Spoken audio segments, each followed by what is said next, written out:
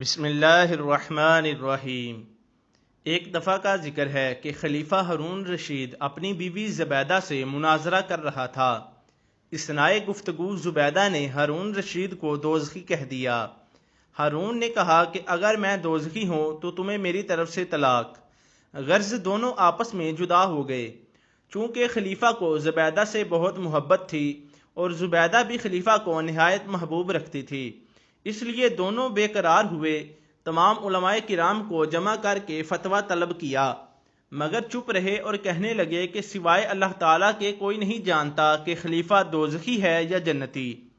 اس وقت حضرت امام شافعی رحمۃ اللہ علیہ آپ کی مجلس میں موجود تھے اور عمر میں بھی 11 سال سے کم تھے۔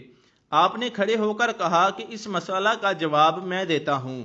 سب لوگ حیران رہ گئے کہ ایک بچہ کیا جواب دے سکتا ہے۔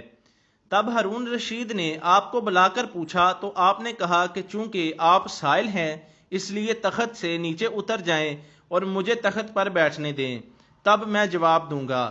خلیفہ نے ایسا ہی کیا۔ جب آپ تخت پر بیٹھ گئے تو فرمایا کہ تمہارے سوال کا جواب بعد میں دوں گا، پہلے تم میری بات کا جواب دو۔ پوچھا کیا سوال ہے؟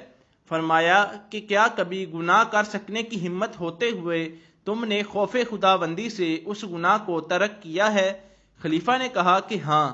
تب آپ نے فرمایا کہ میں حکم دیتا ہوں کہ تم بہشتی ہو۔